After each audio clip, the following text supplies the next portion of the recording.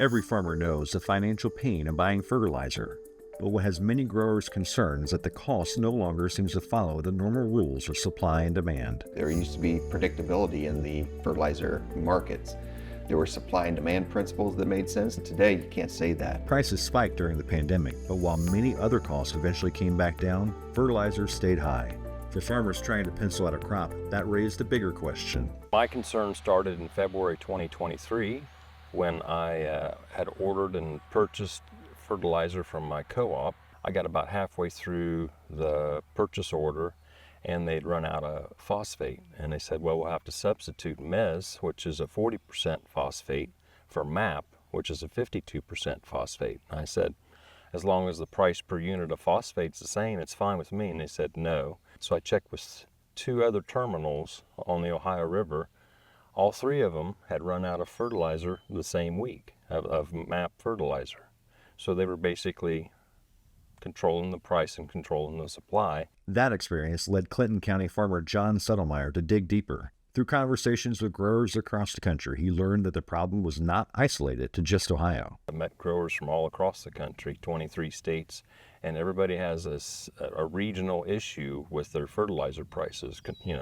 Restricted supply, higher prices. They run out of product in the middle of the season. So a common story from Texas to Iowa to Colorado to Georgia to Ohio. At the center of the concern is market concentration. Farmers and farm organizations say there are only a handful of major players controlling the key nutrients farmers rely on, such as potash, nitrogen, and phosphate. It's time to wake up, and it's time to think longer term. Fertilizer prices have gone up 150% in the last 10 years. Why is that? It's the same product that we bought 10 years ago. The mines haven't changed. Recently, phosphate has become a major focus because farmers are pushing to remove the countervailing duty on fertilizer from Morocco, which helped drive up the prices in the U.S. President Trump's recent executive order provides some temporary relief, but it does not permanently end the case. Mosaic and Simplot are still asking for the federal government to keep the 2021 duty in place on phosphate from Morocco and Russia, and to raise that duty on Moroccan phosphate from about 16.6% to just over 20%.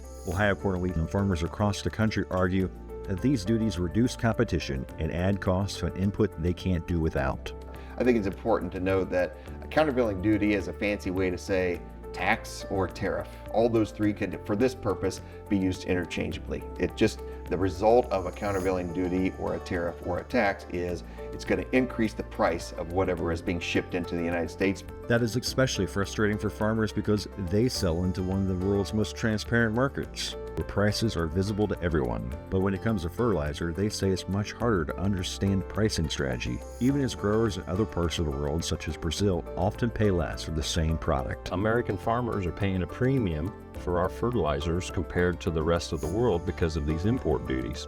And it's equivalent to about $150 to $200 a ton more for farmers to buy fertilizer from a U.S. company than that same U.S. company exports phosphate to South America in the off-season. And I just think that's wrong. That price disparity adds up, forcing farmers like Scott Hare and Clark County to make difficult on-farm decisions, cutting back, delaying applications, altering fertility plans, or depleting soil nutrient levels they've spent years building up. We can only rob Peter to pay Paul for so long. So, we're working with a soil bank of phosphorus. We have the ability to maybe forego a little bit for a little while, but we're also aware that agronomically, we can't continue to mine our soils without affecting our crop production. That added pressure is coming at an already difficult time. Commodity prices remain low, margins are tight, and many growers say they are burning through equity just to keep operating. We're in a situation now where it's hard to pencil a profit in grain production. Oh, there's absolute fear in the farming industry. The problem is that everybody's operating at a loss today. That's why Ohio Corn Wheat and other corn organizations are pushing the issue in Washington, D.C. and across the country, not waiting for change but demanding it. Calling for greater transparency, stronger competition, access to the global fertilizer market, while urging federal leaders to take action and deliver reform. We just want fair treatment, and we want to have access to the same raw materials, the same price as our global competitors. Earlier this summer, progress was made at an event in Texas that brought together more than 100 farmers from 18 states, including Ohio. Federal Trade Commission Chairman Andrew Ferguson listened to concerns raised by growers, setting the stage for a major announcement. I assure you, the FTC is prioritizing protecting you and your livelihood. If we find that anyone has broken the antitrust laws and victimized our farmers through anti-competitive behavior, I will not hesitate to act. The FTC is also asking farmers, retailers, and others connected to the fertilizer market to share what they know. That includes retailers who often work directly with fertilizer manufacturers and may have important insight how fertilizer is priced, sold, and supplied. The retailers don't want to say anything because they don't want to jeopardize their contracts. They're well aware of this. They've tried to talk to many of them, and they understand there is a healthy fear by retailers.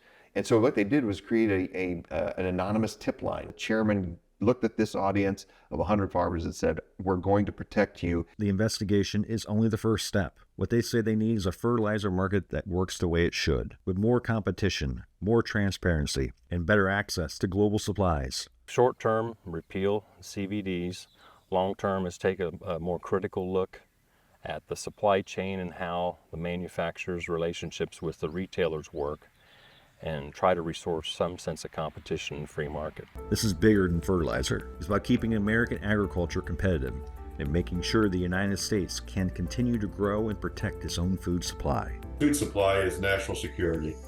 A hungry population is a dangerous population.